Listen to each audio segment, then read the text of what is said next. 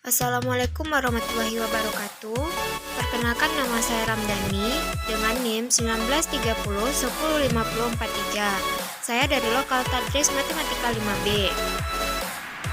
Di sini saya akan menjelaskan materi tentang kasus tentang pohon minimum, di mana saya membuat video pembelajaran ini untuk memenuhi tugas mata kuliah pengantar operasi riset.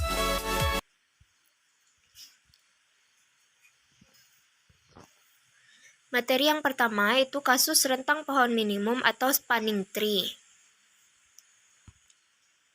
Pohon rentang minimum adalah himpunan bagian dari himpunan garis-garis suatu graf berbobot tak berarah yang menghubungkan semua titik tanpa membentuk siklus dan dengan total bobot minimum.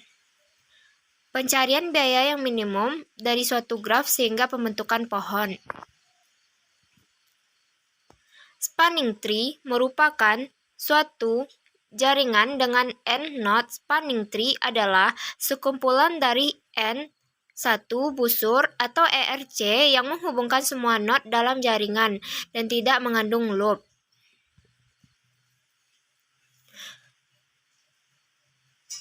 Dalam mencari rentang pohon minimum, ada beberapa syarat graf yang dicari minimum spanning tree-nya, yaitu antara lain: yang pertama, graf harus terhubung.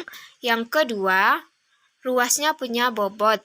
Yang ketiga, grafnya tidak berarah. Untuk selanjutnya, persoalan rentang pohon minimum merupakan variasi dari persoalan rute terpendek, yang perbedaannya terletak pada lintasan yang dicari. Pada rute terpendek, kita mencari lintasannya dari sumber ke tujuan yang memberikan total jarak minimum. Sedangkan pada pohon rentang minimum ini, kita mencari persoalan tentang menentukan busur-busur yang menghubungkan node yang ada pada jaringan, sehingga kita memperoleh panjang busur total.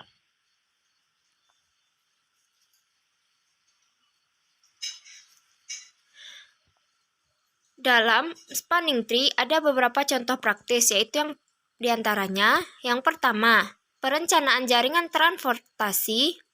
Dalam hal ini, node merupakan terminal, sedangkan bus-busnya dapat berupa jalan raya. Persoalannya ialah menentukan pola transportasi yang dapat melayani seluruh terminal dengan jarak minimum. Yang kedua, perencanaan jaringan komunikasi berskala besar. Yang ketiga, perencanaan jaringan distribusi.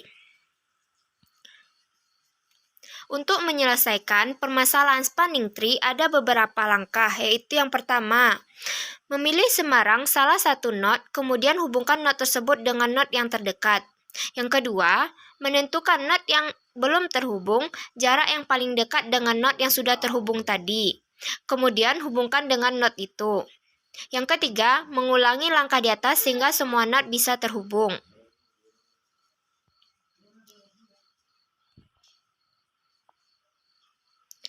Dalam menyelesaikan masalah rentang pohon minimum, dapat kita gunakan beberapa algoritma, yaitu yang pertama, algoritma Kruskal. Dengan cara, himpunan sisi dari G diurutkan membesar sesuai bobot sisi tersebut. Yang kedua, buat T dengan memasukkan satu sisi terpendek dari G tersebut. Yang ketiga, ulang banyak sisi T sama dengan banyak simpul G. Yang kedua, algoritma Solin. Algoritma Solin merupakan kelebihan dari algoritma Kruskal yang membuat tree didahului dengan melakukan pengurutan garis dan garis yang mempunyai bobot terbesar. Yang ketiga, algoritma Prim. Dengan cara itu yang pertama, ambil sisi G yang berbobot minimal, masukkan ke dalam T. Yang kedua, pilih sisi UF yang memiliki bobot minimal dan bersisian dengan simpul di T. Tetapi U dan F tidak membentuk sirkuit di T. Tambahkan U, F ke dalam T. Yang ketiga, ulangi langkah kedua sebanyak N kali.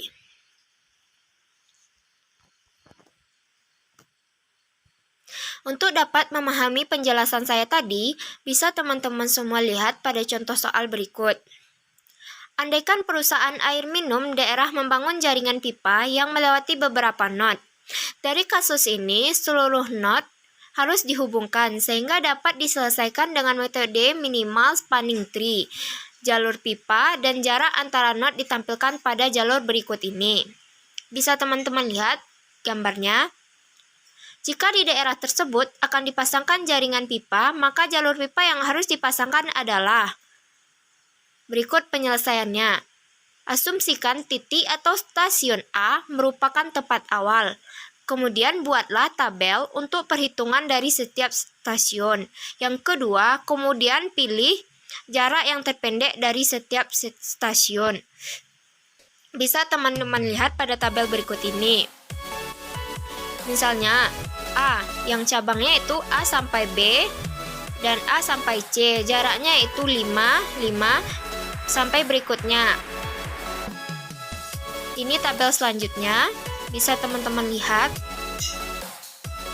Dan ini tabel yang terakhir.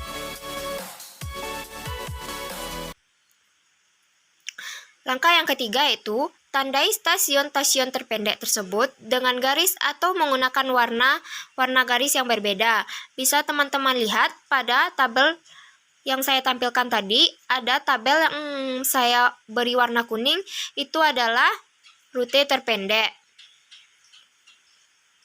Apabila percabangan dari suatu stasiun menuju ke stasiun yang berikutnya membuat sirkuit dengan stasiun sekitarnya, maka jalur stasiun tersebut tidak dapat digunakan. Dalam kasus ini dapat jarak terpendek sebagai berikut. Bisa teman-teman lihat pada gambar yang saya tampilkan. Langkah yang ketiga yaitu hapuslah garis yang tidak diperlukan untuk membuat spanning tree.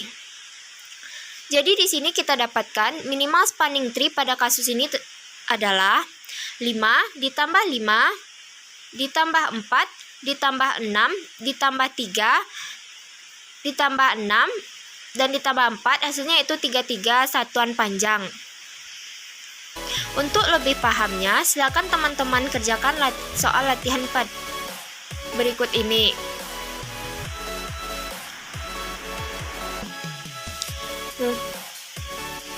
Mungkin sekian dari saya, terima kasih.